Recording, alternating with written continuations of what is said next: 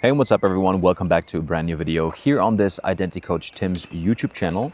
In this week, we're trying out a different format. We're out in nature. We want to enjoy some of the beautiful spring here in Luxembourg. It's 20 degrees. I'm out here, in the middle of Luxembourg City, close to a skate park, in nature, just sitting and thinking and just going through, some of the material that I've been working on over the last couple of weeks. And I thought, why not take out my camera? Why not start recording this? So if you're watching this, welcome to the Identity Coach Tim's YouTube channel, where we talk all things identity work, personal development, and just really finding and understanding who you truly are in this great world of, mysteries and so many things happening at the same time. So what I wanted to talk about today is that I believe that many entrepreneurs, many individuals, like you and me, we go about life in a certain way where we think the way we are, who we think we are, is just a natural law.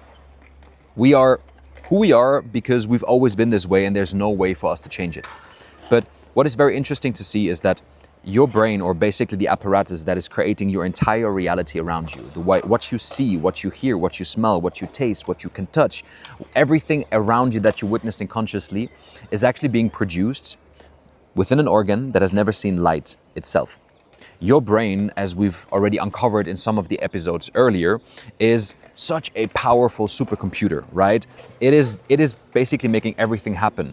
It is running our entire body, our entire system, all of the biochemical reactions that are happening, that are making your blood pump, your organs fill and, kind of like working properly. And if we think about it, it's so crazy because reality as we're witnessing it is merely electrical impulses that your brain is picking up through your sensory inputs. For example, your skin, your eyes, your ears, what you hear and what you feel and what you taste. So neuroscience has uncovered that we register through our sensory inputs around 12 million bits of information every single second. Conscious awareness can only process, though, around 50 bits of information. 10 million of them already through what you see. If you think about that, 12 million bits of information are being registered every single second, but only 50 can be properly processed into your conscious experience, what you see and what you believe, or what you experience and witness around you.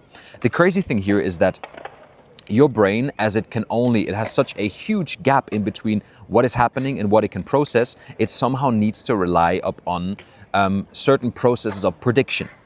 Prediction, why? Because again, as the gap in between what it's registering and what it's really being able to use is so huge, it kind of needs to rely upon what it already knows about your life.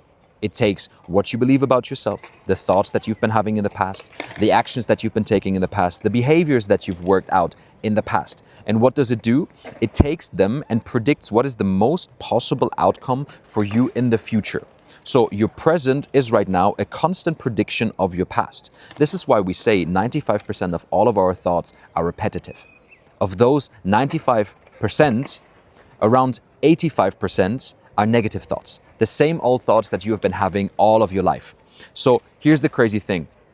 What we believe about ourselves, belief in and of itself, is a thought that has been experienced in the past, that was felt through emotions, and that has been repeated over and over and over again. Say, for example, in your childhood, you were missing certain desires. You didn't feel properly seen, heard, or you weren't given the care and love of your caretakers. Maybe you were bullied in school. Maybe you had teachers that were constantly down-talking you and telling you you're not capable enough. All of those different experiences, maybe from your childhood, from your parents, from your school, from your teachers, from your working colleagues. All of these experiences are repeated evidence of the same belief that you originally had in your past.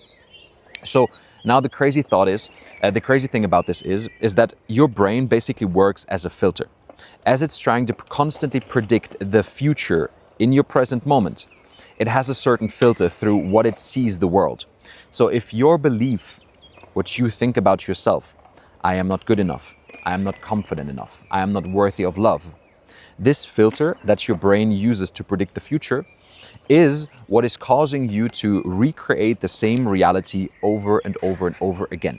Because a neutral situation, through your lens will be interpreted by what you think and what you believed is true about you.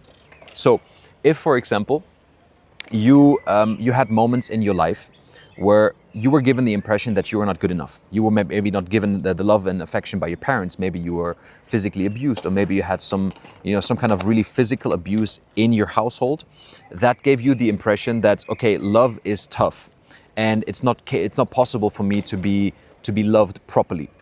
Now, as you're walking through life, whether it be at work, in your relationship, in social circles, every interaction that you go through will be filtered through that lens. So if someone is all of a sudden not responding to you in a timely manner, maybe you are waiting for a reply for an hour or two, your brain is straight away picking up and saying, oh, well, that person doesn't care about me that much anyways. Maybe that person was just busy, but your reality and your filter said, no, this person does not love me, this person does not care about me. And this is then a direct evidence back into what I believe about myself, that I'm not worthy and capable of love. So this is the crazy thing about life and about our brain itself, because it's such an intricate, interesting and incredible piece of art that we are able to experience the world around us, right? You being able to touch wood, you being able to touch and feel things, those are all electrical signals. And if we kind of take ourselves a little bit back out of that and we think about how crazy this world is and how like your brain is just trying to make sense of what it's experiencing around you, we can then understand that if my beliefs that I've been having about myself so far have created my reality upon this point, that means, and hence, that whatever thought and action and behavior I set up right now in this moment, that is positive and working towards a better self-concept, a better version of myself, can then be in the same manner implemented and repeated like my old beliefs, like my old life. So take this, for example. If you now say, I'm not confident enough, I don't have self-worth. What if that belief or that thought comes up 200, 300, 400 times in a single day, in every single situation? What if you would now go about and actually replace that thought with, I am actually capable, I am actually good enough. Just every time you hear that thought in your mind, you cancel it out. You say, no, cancel, it's noise, it's not true. I am actually capable enough. I am actually capable enough. In the beginning, this might sound really, really stupid and actually not possible to do. Now imagine actually how you can create that evidence by just repeating the action. So the longer you do that, the more you will start to get a sense of what it could feel like to perceive yourself as good enough. Maybe in the beginning you say, well, it's not true, I'm just lying to myself.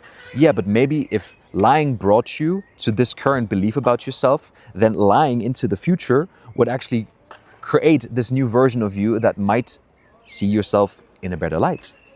So here's my point that I wanted to make in this video, is that if our life is based solely on the beliefs that we have and we hold about ourselves,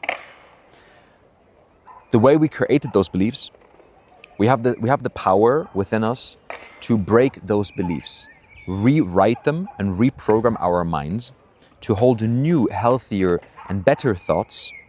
And then through repetition, through lying to yourself, through writing it on the wall, and whenever you walk past it, you read it out loud for yourself. Whenever you are having an interaction with someone that could be perceived as, no, that person is not giving me the love and affection. Stop yourself, take a moment, take a deep breath, calm your nervous system, because in moments of stress and tension, when things are not working out in our way, it is easier for our brain to fall back upon what it knows already rather than what's new.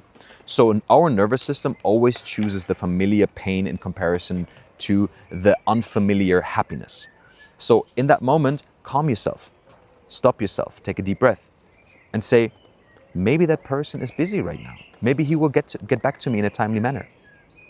This perception alone, this awareness that you are creating about your life, about your situation, about what you're experiencing, has the capability of changing everything in your life. And That's the point of today's video. You know, you have the power to be, do, or have every and anything in your life. Because if creating, being, having, or doing that is simply a matter of tuning your mind into a frequency that is capable, that sees himself capable enough to do it, what's holding you back? If you created your life around the idea that you're not capable of receiving it and you haven't received it yet, what about implementing that new thought, repeating it, creating emotional evidence to actually then be able to make, be, do, or have anything that you want? And that is the idea of this episode today. I hope you like this short little talking of me here in nature. If you want to see more of this, right? Luxembourg in action. Maybe I will be doing some more vlogs in the future. Maybe I'll be taking you through the beautiful city of Luxembourg so you can actually see what one of the smallest countries in the world is all about. And if you really want to dive deeper into the nits of identity work, so if you've come to the point where you're sick and tired of circling the same old loops, the same old patterns, and the same old beliefs, then maybe this YouTube channel over here will be the right answer for you, because I'm uploading weekly long-form contents in forms of podcasts on my Spotify and Apple Music, here on YouTube, to really just bring more awareness towards the work and the world of identity work. Because if you think about it, identity is everything. So this was it for me. I hope you enjoyed today's video. Leave a like and subscribe, and leave a little comment what you thought about the beautiful scenery around me and the content itself. I would love to hear and see you next week again. Until then, take care and much love.